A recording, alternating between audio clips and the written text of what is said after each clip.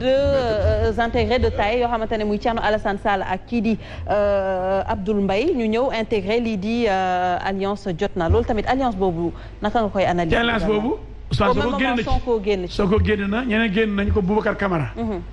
caaxaan yi may waxee ngi ni rek alliance boo xam ne c'était autour de Sonko autour de Benno Bokk Yaakaar autour de Macky Sall génn Benno Bokk Yaakaar El Hadj Diouf génn ñeneen ñëw ci Benno Bokk Yaakaar est-ce que c'est sérieux alors que tête bi c'était Sonko moom la ñu jàppale dem na ñu jël nañ créé beneen cadre ñii lu tax ñu def man xaw ma politicien yi bu leen daw man leen lan na mën a bëgg a yéen bu ngeen di fal yéen Sénégal bu leen xool opposition bu leen xool pouvoir xool leen ki am programme ci doon leen xeexal koo xam ne jàll ngeen ko bakkanam.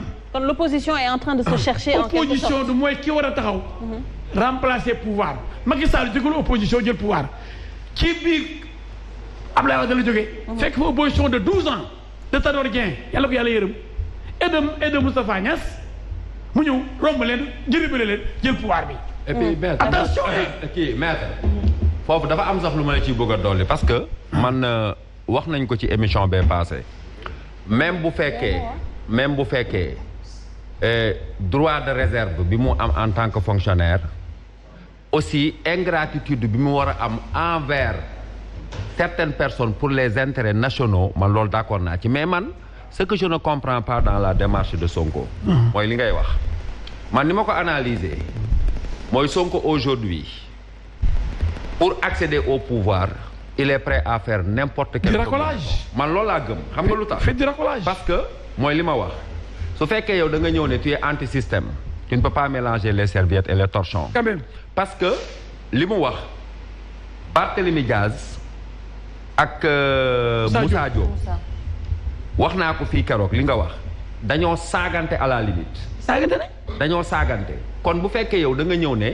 man je veux être un homme propre li Jean-Paul Sartre di wax je veux avoir les mains propres est-ce que Sonko a les mains propres ou non man je ne sais pas mënu ma ko wax mais je sais que démarche yi muy teg loolu ça veut dire que moom il est prêt pour mu mun a dem pouvoir mu def qu'importe quelle alliance xam nga ce qui est dangereux dans ce pays dama koy wax fii keroog ma ne leen yow yaa ma gën a xam maître Ablaye Wade Serigne Cheikh dafay wax mu ne il faut savoir distinguer les menteurs et les informateurs Ablaye Wade am na ñoo xam ne nii bu leen doon déglu ba tey il est au pouvoir mais c'est parce que dafa joxoon noppam ñoo xam ne nii dañ ko doon gëmloo lu bëri moo tax peut-être mu perdre le pouvoir gis nga Sonko aujourd'hui man à la salle des profs damay discuter ak ñoom am na ku ma ci wax barki démb na ma yow da nga bañ xale bi c'est désolant que l'on puisse déplacer le débat intellectuel sur un plan passionnel je dis que Sénégalais yi dañu war a xam lenn gis nga nit su nekkee ci réew ne dafa bëgg a jël réew ñu commencer di fermer les yeux sur ces petites bêtises comme Hitler nànk comme Hitler exactement gis nga dafay dem à un moment Marine Le Pen dafay gis ni ñii nekkatuñ samay nawle samay basaal lañ parce que pouvoir moo mel noonu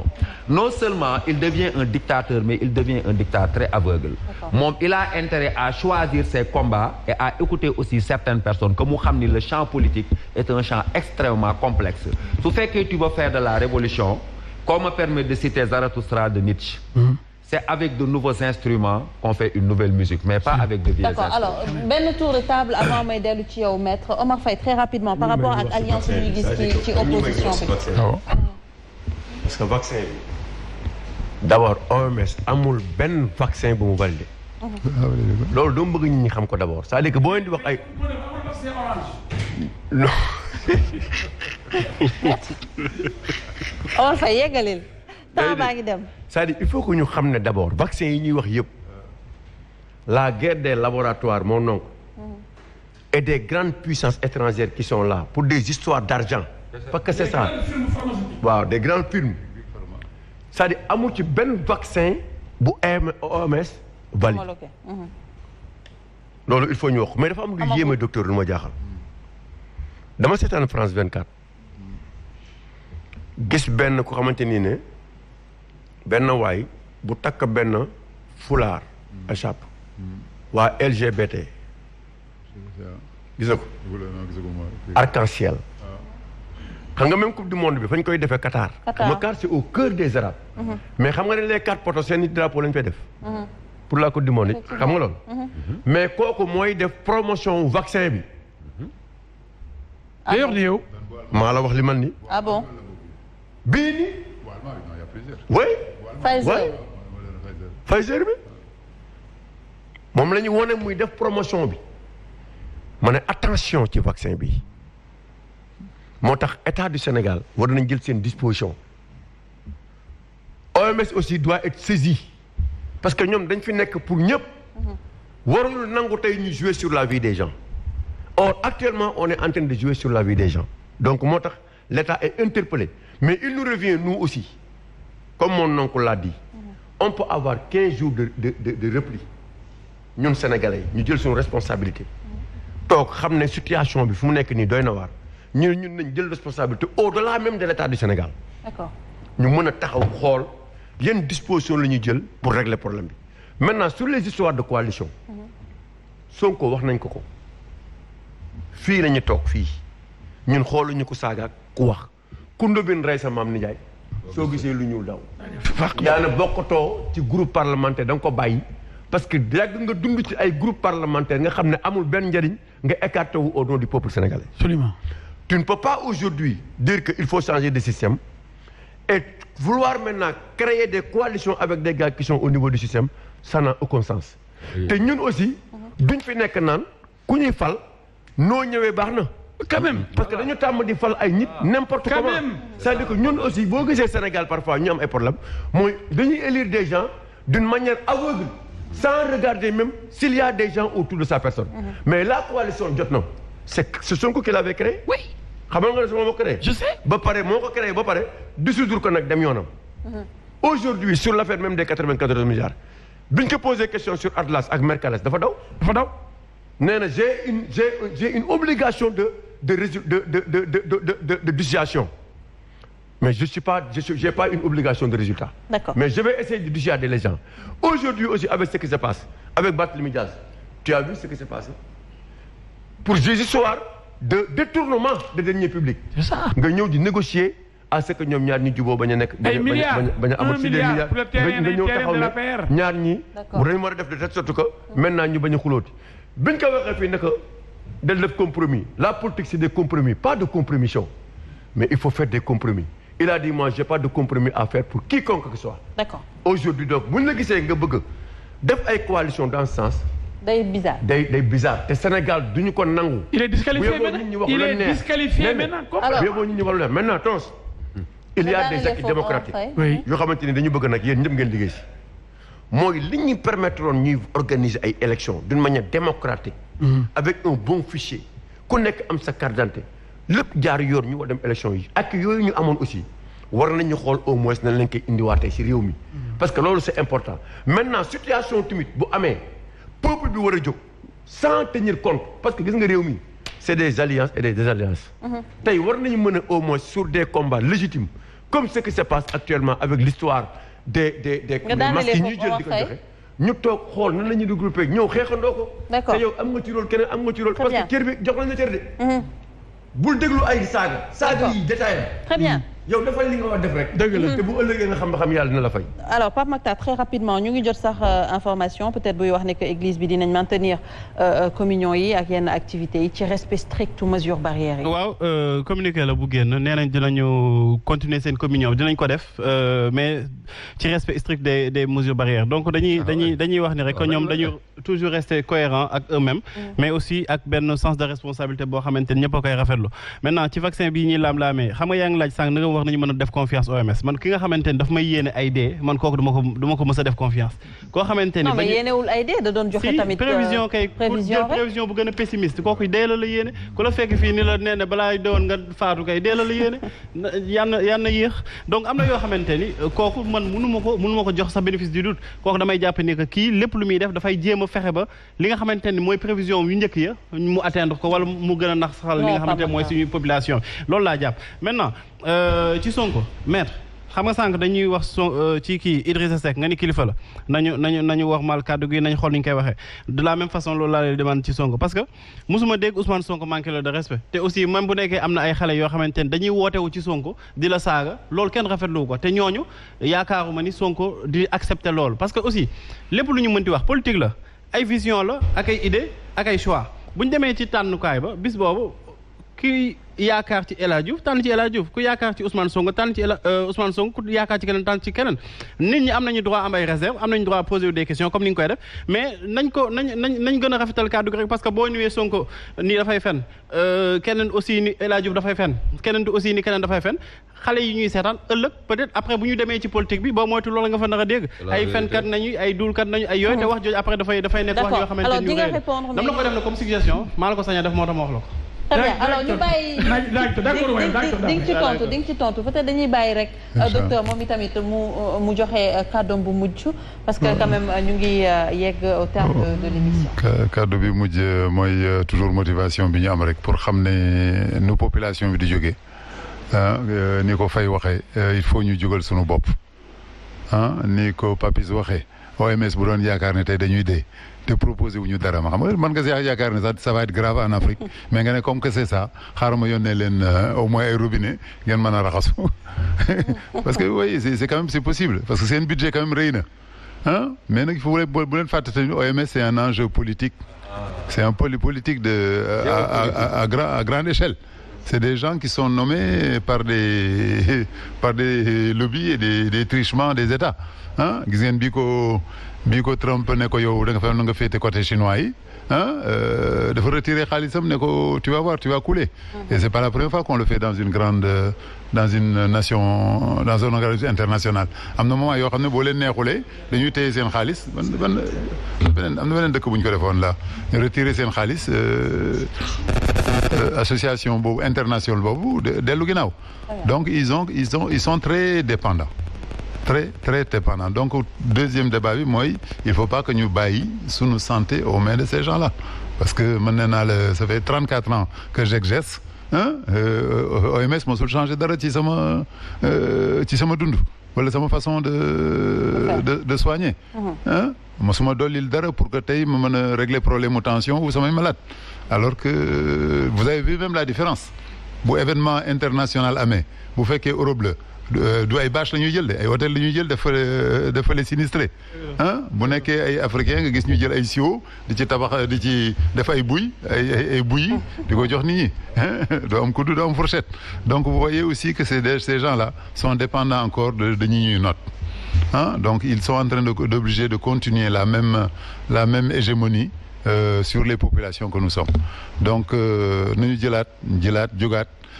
bon man maa ngi sant yàlla quand même parce que li may def fii ba léegi comme maître Diouf population bi ñoo ma ko jox tey bu ma toogee fii tey ba di liggéey ba nit ñi di ñëw bon man te maa ngi leen delloo njukkal ku ma jox ma joxaat la bon tey bu ñu toogee ba 5 malades nekk dans une clinique privée alors que l'État a fermé ses centres, que des médecins sont restés sans être payés.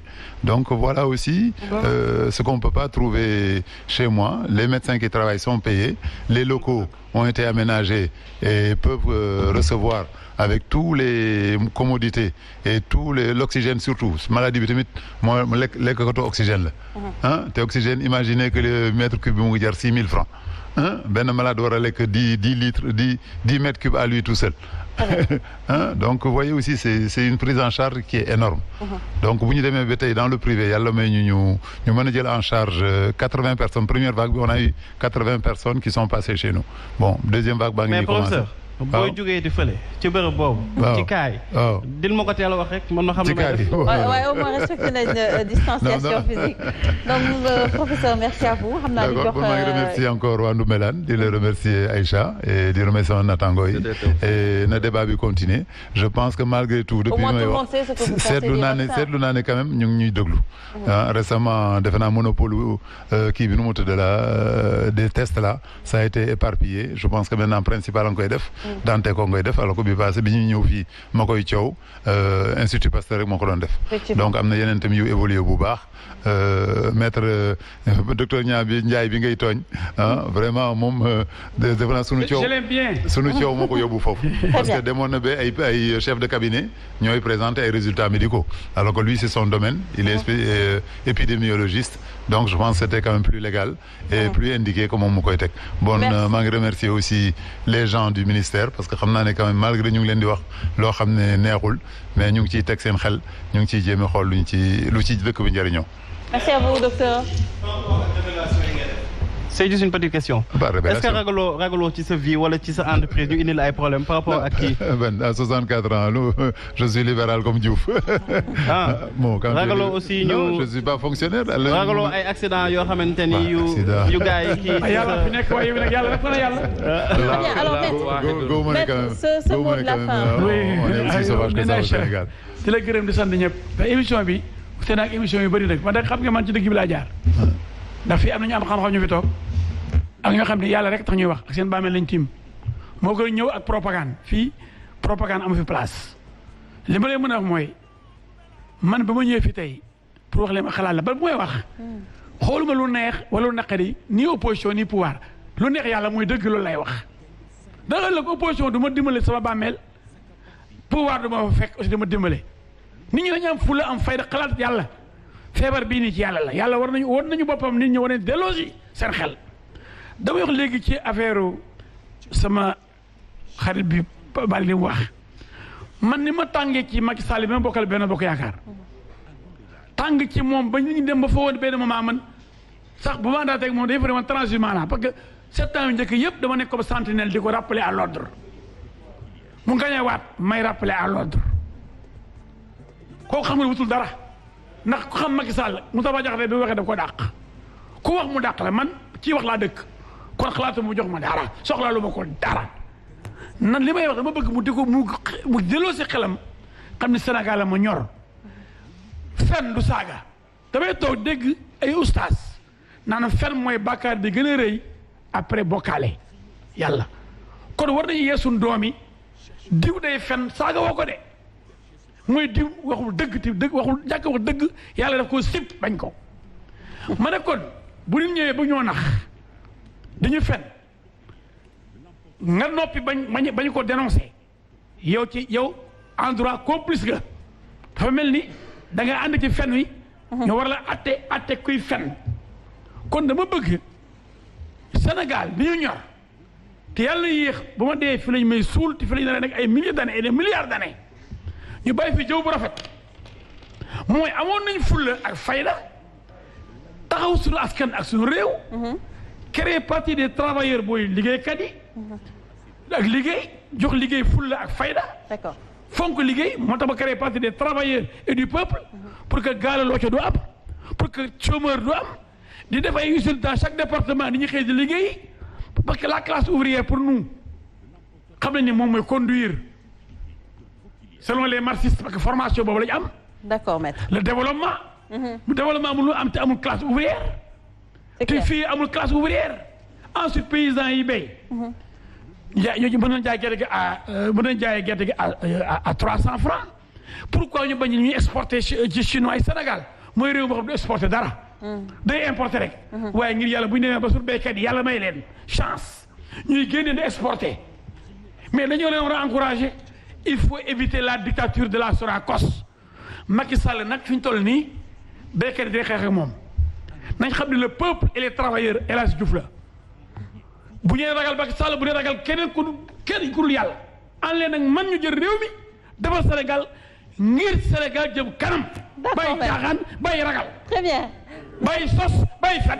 maître ñu ngi lay remercier. ci kattanu yàlla borom kun fa yàkkul. ñu ngi lay remercier yàlla jàmm yàgg. amiin Sénégal yàlla am jàmm. amiin yàlla musañu ci corona bi génn ceeg jàmm. amiin musañu ci cancer yeeg diabète yeeg tension yi. Sénégal dafa feebar.